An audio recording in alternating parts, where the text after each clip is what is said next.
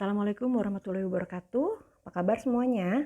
Ketemu lagi dengan saya Artius Diarti pada pertemuan ketiga untuk mata kuliah Bank dan Perkreditan yang kali ini kita akan membahas mengenai jenis-jenis lembaga keuangan secara detail. Kalau kemarin kita berbicara mengenai pembagian lembaga keuangan secara global, nah sekarang secara detailnya. Oke? Next. Nah ini, berdasarkan kepemilikannya, bank dibagi menjadi 3 jenis. Yang pertama adalah bank milik pemerintah, dapat dilihat ada yang pemerintah pusat, contohnya Mandiri, BNI, BRI, BTN. Nah ini biasanya bank-banknya sudah besar ya, karena memang suntikan dananya dari pemerintah, jadi memang cukup besar. Kemudian yang kedua adalah bank milik pemerintah daerah. Ini biasanya suka pemerintah daerah itu provinsi ya. Jadi BJB itu kan punyanya Jabar dan Banten ya, Bank Jabar Banten, BPD Jateng misalkan ya. Ada lagi Bank DKI misalnya ya, seperti itu. Itu jenis-jenis yang berdasarkan pemilikannya itu pemerintah. Nah, yang kedua adalah bank swasta. Bank swasta ini kita bagi dua. Yang pertama adalah bank swasta nasional. Ini saya nggak tahu kalau sekarang kayaknya udah ada perubahan ya. Ini bank swasta nasional mungkin udah dimiliki oleh beberapa perusahaan asing juga ya. Tolong diupdate sendiri ya sama kalian. Bank swasta nasional artinya yang menjadi pemilik saham itu adalah orang Indonesia asli, most of saham ya, kebanyakan saham. Dan sementara yang kedua adalah bank swasta asing. Nah, kalau bank swasta asing ini bisa jadi dia adalah bank swasta asing murni, memang pemilikannya itu oleh orang asing seperti BII, Citibank, Standard Chartered itu kan memang milik perusahaan asing ya. Atau Citibank, Standard Chartered atau campuran seperti itu. Jadi itu CIMB Niaga pun sekarang dimiliki oleh Malaysia ya. Jadi mungkin ini kita bilang ini swasta, milik swasta asing ya. Ini sekarang banyak sekali nih model-model yang seperti ini nih. Jadi pemilikannya memang dulunya itu punya Indonesia, tapi kemudian dibeli oleh orang luar negeri ya. Bank Danamon juga diantaranya salah satu bank asing ya, campuran dia. Oke, yang ketiga adalah bank milik koperasi. Nah ini kayaknya cuma satu-satunya nih, yaitu Bank Umum Koperasi Indonesia atau kita sebut dengan Bank Bukopin. Jadi ingat ya, kalau berdasarkan pemilikan terbagi 3, yaitu bank pemerintah, bank swasta, dan bank milik koperasi. Oke, nah kemudian ada juga berdasarkan cara menentukan harga. Ini ada dua, dan pernah kita bahas sebelumnya ini ya. Yang pertama adalah bank konvensional, di mana saat dia mengoperasikan banknya dari hulu sampai dengan hilir itu menggunakan prinsip-prinsip konvensional. Tidak menyentuh mengenai agama sama sekali ya. Jadi ini menggunakan bunga sebagai harga baik simpanan ataupun pinjaman. Harga dari uang yang diperjualbelikan, bukan diperjualbelikan, dipinjamkan ya. Rent, ini kan sebenarnya ibaratnya seperti rent ya, seperti pinjaman gitu. Keuntungannya diperoleh melalui spread atau selisih antara bunga pinjaman dengan bunga simpanan. Jadi kan kita juga membayar ke pihak bank itu membayar juga ke orang yang menyimpan uang ke dia ya, atau ke deposan, yaitu berupa suku bunga di tabungan kalian misalkan ya, atau enggak di giro atau enggak di deposito. Tapi bank juga memperoleh bunga dari orang-orang yang dia kasih pinjaman. Oleh karena itu, selisih antara bunga yang diterima oleh bank dengan bunga yang harus dibayarkan oleh bank kepada deposan itu yang dinamakan dengan spread. Walaupun sebenarnya perhitungannya jauh lebih rumit daripada ini, tapi secara garis besar kita simpulkan seperti itu. Oke. Yang kedua adalah fee, yaitu biaya administrasi, yaitu berupa atau persentase nih. Kadang-kadang kalau dalam kreditnya ada persentasenya ya, admission 1% gitu misalkan. Kalau 1% berarti itu berapapun juga pinjamannya maka ada 1% biayanya, bisa seperti itu ya. Yang ketiga adalah langsung contohnya adalah Bank Mandiri, Bank BNI, BJB, BPRKS. Ini banyak sekali bank-bank yang menggunakan prinsip konvensional. Mungkin kebanyakan bank memang menggunakan prinsip ini ya. Yang kedua adalah dengan menggunakan prinsip syariah. Kalau prinsip syariah itu penentuan harga produknya berdasarkan hukum Islam. Sebenarnya nggak cuma harga produk aja sih, semua kegiatannya itu memang harus berdasarkan prinsip Islam. dari hulu ke hilir ya. Jadi ibaratnya hubungan antar manusianya juga sama, harus pakai hukum-hukum Islam. Terus kemudian bagaimana keadilan bagi karyawannya gitu misalnya ya. Jadi memang ini nggak cuma terkait dengan produk banknya saja seharusnya kalau misalkan menggunakan prinsip syariah ya, semuanya, semua aspek. Ini contoh penentuan berdasarkan hukum Islam ya, penentuan harga produk berdasarkan hukum Islam. Yang pertama adalah bagi hasil atau mudharabah. Yang kedua, penyertaan modal atau musyarakah. Yang ketiga, jual beli atau murabahah. Kemudian sewa murni atau ijarah. Ini ijarah, sorry ya, ini bukan ijarah. Kemudian pemindahan kepemilikan sewa atau ijarah wa iktina. Sebenarnya ini semua hampir sama seperti di bank, kecuali bagi hasil. Kalau di bank nggak ada bagi hasil ya.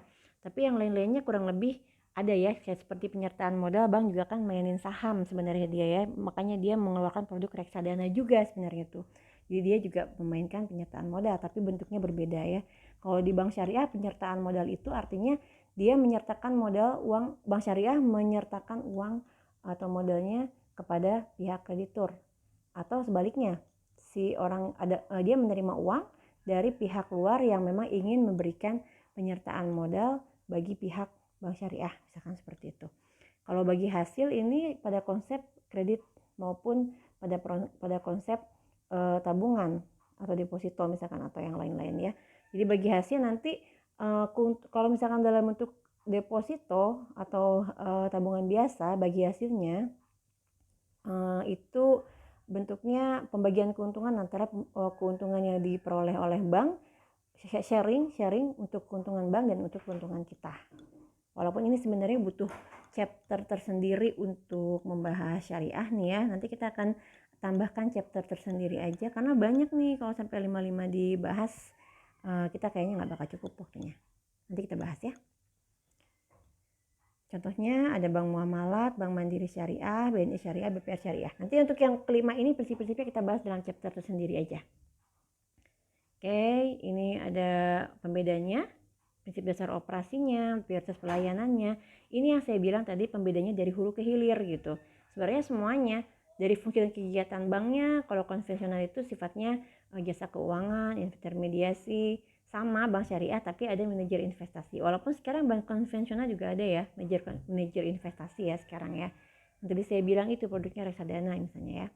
Kemudian ada mekanisme dan objek usaha. Kalau bank konvensional itu tidak anti riba. Sementara kalau bank syariah tentu saja tidak boleh ada unsur riba di dalamnya. Kemudian ada juga dari prinsip dasar operasinya dapat dilihat ya. Jadi bebas nilai. Kemudian uangnya adalah komoditi dianggapnya itu ya, dianggapnya seperti barang aja gitu kalau uangnya itu. Kemudian dia menggunakan bunga. Sementara kalau bank syariah, uang itu tidak boleh dijadikan sebagai komoditi, nggak boleh diperjualbelikan gitu. Dia hanya sebagai alat tukar saja, seperti itu ya. Kemudian prioritas pelayanannya itu katanya sih bersifat kepentingan pribadi, sementara bank syariah menggunakan kepentingan publik, jadi untuk kesejahteraan bersama gitu ya. Terus kalau risiko usahanya, risiko bank dan debitur tidak terkait langsung. Sementara kalau bank syariah itu ada penyertaan risiko terhadap nasabah. Jadi yang terutama yang menggunakan konsep bagi hasil tadi ya. Jadi kalau nasabahnya rugi saat pinjam ke bank, nasabahnya rugi, maka bank juga akan memperoleh rugi sesuai dengan, dan tidak akan menerima pengembalian terhadap bunga atau apapun juga gitu ya. Jadi memang seakan-akan ya udah berarti nggak dapat gitu banknya. Nah itu seperti investor gitu layaknya. Tapi itu kalau yang menggunakan prinsip bagi hasil ya. Terus investasinya itu bisa halal bisa haram, boleh di berbagai aspek, tidak masalah. Kalaupun dia menggunakan reksadana misalkan atau enggak memang memutar uang untuk kegiatan pengembalian uang yang bersifat produktif misalnya ya ke pasar uang atau ke saham, itu kalau pihak bank konvensional boleh tuh, misalkan dia mau masukin sahamnya ke Bir Bintang misalkan ya, ke Gudang Garam misalkan, perusahaan-perusahaan yang memang kalau menurut versi bank syariah itu tidak baik misalkan ya, bukan green label. Nanti ada yang namanya saham green label gitu. Jadi sahamnya itu memang relatif lebih syar'i ya. seperti itu ya. Kemudian kalau bank konvensional itu landasannya adalah peraturan dan perundang-undangan yang sesuai di Indonesia. Sementara kalau bank syariah dia landasannya adalah Al-Quran dan Sunnah. Jadi memang ini lebih menenangkan kalau buat orang Islam memiliki tabungan di bank syariah ya. Walaupun memang kondisinya pada saat ini pelayanan pun sebenarnya lebih cepat dan lebih banyak di bank konvensional gitu. Tapi kalau kita berniat untuk meluruskan hati kita, jalan kita, ya saya harap sih teman-teman itu banyak-banyak berinteraksinya dengan bank syariah ya. Oke. Yang ketiga, berdasarkan status ini dibagi dua, yaitu bank devisa. Bank devisa artinya bank yang melaksanakan transaksi itu dengan menggunakan mata uang asing. Itu baik transfer, inkaso, travel check, kemudian inkaso, travel check, letter of credit atau LC, itu dia menggunakan mata uang asing. Jadi kalau kalian mau tukar uang atau mau bikin deposito pakai mata uang asing itu ada, diperbolehkan ya, namanya bank devisa. Kebanyakan kalau bank BUMN sih devisa ya kebanyakan. Yang kedua adalah bank non devisa. Nah, dia ini belum memperoleh izin atau tidak bisa memperoleh izin sebagai bank devisa. Seperti BPR tidak bisa memperoleh izin sebagai bank devisa. Tapi kalau bank yang lain yang mungkin memang belum memperoleh izin ke bank devisa itu ada walaupun dia bukan BPR ya. Jadi ini butuh perizinan khusus untuk melaksanakan transaksi mata uang asing. Oke, seperti itu ya. Jadi ada bank devisa dan bank non devisa. Nah, ini kalau kegiatan bank secara umum ini pernah kita bahas sebenarnya sebelumnya, tapi saya akan bahas ulang agar reminder ya buat kalian semua. Intinya dia terbagi 3 ya kegiatannya itu. Yang pertama tentu saja menampung uang dari masyarakat ataupun dari perusahaan, kita bilang funding. Fund dari kata pendanaan. Oke. Contohnya dalam bentuk giro, deposito, dan tabungan. Hanya 3 sih kalau sekarang, tapi ada juga yang menggunakan reksadana ya, jadi 4 tuh ya. Jadi giro, deposito, tabungan. Sementara kalau kegiatan yang kedua adalah penyaluran dana.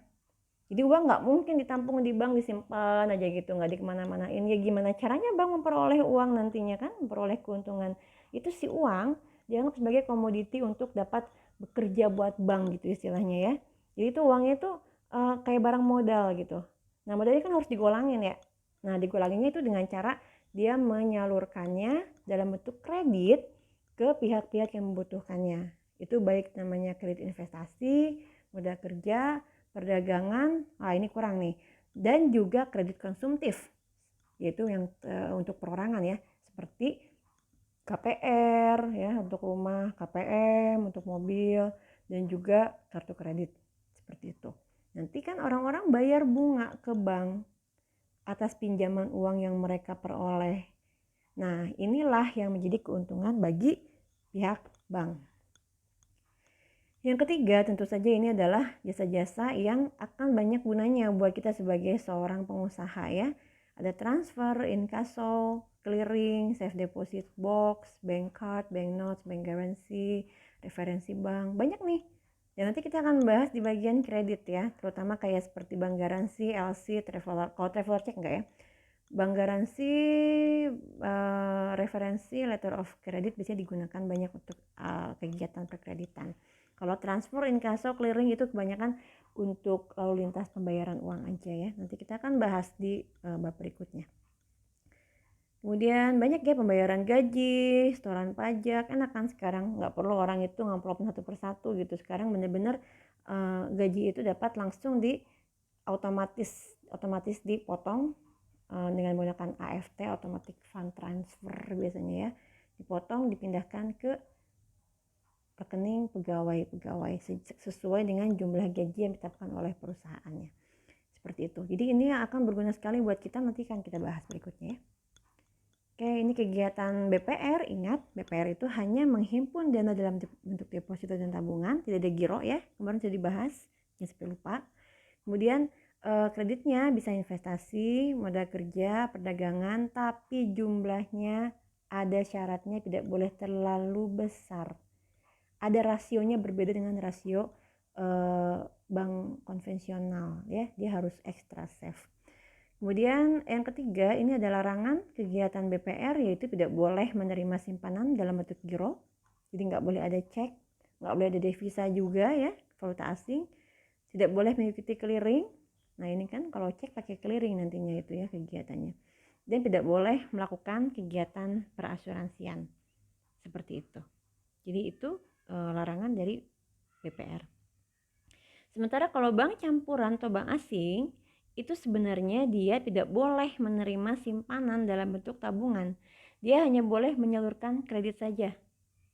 Itu pun bunga banknya, biasanya bunga kreditnya lebih besar daripada bunga bank milik nasional. Jadi ini sebenarnya lebih berat buat masyarakat ya. Semacam dulu tuh seperti Citibank itu kan dulu kan yang paling beken ya kredit kartu Citibank ya. Citibank itu dia punya banyak kemudahan, punya banyak fungsi yang dapat dipergunakan terutama oleh orang-orang yang kelas bisnis gitu. Tapi bunganya sangat besar. Walaupun begitu, karena Citibank itu mengedepankan prestis, maka tetap aja banyak orang yang menggunakan kartu tersebut ya. Dan dia memang nggak boleh turunin bunganya, nggak boleh, karena memang untuk menjaga iklim yang kondusif di dunia perbankan yang nasional seperti itu ya. Tapi si bank campuran ini, bank asing ya, kalau dibilang bank campuran dalam artian seperti hanya sahamnya saja, bukan milik asing, itu boleh menggunakan simpanan. Seperti misalkan kayak Bank Niaga seperti yang tadi saya sampaikan ya, atau Bank Danamon, itu kan memang sahamnya dimiliki oleh asing, tapi dia masih boleh menerima simpanan. Jasa yang dilakukannya juga itu macam-macam ya, hampir semua bisa ya. Oke, seperti itu. Oke. Sekarang kita masuk ke jenis-jenis kantor bank. Kalau kantor bank itu kita lihat nih, kita ngelihat ada bank yang ukurannya besar, ada bank yang ukurannya kecil. Bank ukurannya besar itu kita biasanya di kota-kota gitu ya, di tengah kota. Itu memang dia adalah mostly kantor pusat atau kantor cabang utama. Kayak gitu. Biasanya kalau kantor pusat itu kegiatannya itu dari planning, organizing, executing, controlling katanya ya.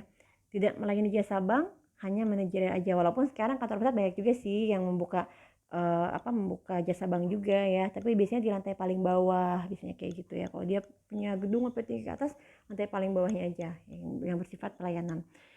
Yang kedua adalah kantor cabang utama. Ya, dia ini memiliki jasa paling lengkap katanya ya. Biasanya kalau kayak di Bogor tuh kan di Jalan Juanda tuh ya yang paling besar tuh bank-bank tuh ya. Itu biasanya di situ bank yang bersifat KCU atau kantor cabang utama. Oke, dia membawahi cabang pembantu. Cabang pembantu ini yang kecil-kecil nih. Tapi nggak semua jasa. Mungkin kalau jasa kredit untuk perusahaan pun itu terbatas gitu nominalnya, nggak bisa miliaran misalkan seperti itu ya, karena kalau miliaran dia harus ada approval ke kantor cabang utamanya, atau biasanya mungkin dipindahkan akunnya ke kantor cabang utama tergantung kebijakan tiap banknya seperti itu KCP. Kalau KCP, tapi kalau untuk KCP ini kegiatan untuk transaksi dengan masyarakat umum biasanya semua ada ya, baik kredit maupun tabungan. Oke. Kalau kantor kas ini hanya menyediakan transaksi terkait debit dan kredit rekening saja. Jadi tidak terlalu banyak mengenai kredit dalam artian pemberian pinjaman ya. Tapi sekarang kantor kas sudah terbatas ya jumlahnya karena digantikan oleh ATM. Kalau ATM itu kan sekarang kan kita mau nyetor pun ada ATM yang bersifat setoran gitu ya. Nyetor bisa, ambil bisa, transfer bisa, semua transaksi itu hampir bisa semuanya. Bahkan buka rekening aja itu sekarang bisa menggunakan internet. Jadi memang terkait dengan pelayanan ke masyarakat itu dikurangi sebanyak mungkin sebenarnya. Jadi biar masyarakat sendiri yang ngisi datanya dia, dan masyarakat sendiri yang mengurus kebutuhannya dia. Karena memang biaya untuk pelayanan jasa ini mahal loh, sementara kan fee-nya nggak terlalu banyak gitu kan, nggak besar-besar amat bank terima tuh. Jadi dia alihkan semua pelayanannya ke mesin atau ke internet. Nah seperti itu ya. Oke, prinsip dasar perbankan ini prinsipnya adalah kehati-hatian dan taat asas. Seperti yang saya pernah sampaikan, namanya bank itu kan pegang uang dari orang lain ya. itu uang tuh bukan uang bank semua gitu. Kalau bank punya pun ya mungkin jumlahnya nggak nyampe 40% dari uang yang dia punya gitu. 40%, kebanyakan pasti uangnya milik masyarakat umum yang memang megang uang di dia, nyimpen uang di dia. Nah itu kalau ada masalah dengan ke prinsip kehati-hatian dan ketidakpercayaan ini, itu bank akan terkena resiko nama baik, sehingga akhirnya orang-orang tidak akan mau untuk banking lagi sama pihak bank. Nah ini bahaya. Kalau ibaratnya karena uang itu segalanya buat bank ya, karena dia adalah modal untuk dia digolangin gitu istilahnya ya. Maka kalau ada suatu masalah bank di pihak bank dan itu tersebar di media massa, itu orang-orang akan withdraw, mengambil kembali uang mereka, sehingga akhirnya bank nggak bisa beroperasi. Bahkan mungkin kedepannya saat orang-orang itu mau nabung lagi di bank, mikir-mikir gitu, sehingga akhirnya seret bank itu nggak punya modal buat digolangin, lama-lama bisa mati. Nah ini berbahaya sekali, maka mesti hati-hati. Nanti akan saya bahas di pertemuan Zoom meeting sampai seperti apa sih sekehati-hatiannya gitu ya. Terus bank juga harus menjaga kepercayaan masyarakat ya, kayak gitu. Ini sebagai contoh nih, kalau bank itu untuk pintu masuknya aja itu CCTV, ada password, ada alarmnya. Itu alarmnya itu ada kunci pintu, ada kunci alarm. Jadi banyak sekali pengamanan berlapis gitu. Itu baru dari segi masuknya aja, dan diasuransikan ya. Bank itu diasuransikan gitu. Semua uangnya diasuransikan. Jadi kalau ada yang hilang nanti pasti akan digantikan oleh pihak asuransi. Tergantung dari situasinya tapi ya itu ya. Jadi kayak gitu. Saking pengen amannya. Saking pengen amannya. Oke. Ini sudah dibahas sebelumnya, saya nggak bakal bahas lagi ya. Oke, saya rasa cukup sekian untuk pertemuan melalui video ini. Mudah-mudahan bermanfaat. Mohon maaf jika ada kesalahan. Subhanakallahumma bihamdika asyhadu an la ilaha illa anta astaghfiruka wa atubu ilaik. Assalamualaikum warahmatullahi wabarakatuh.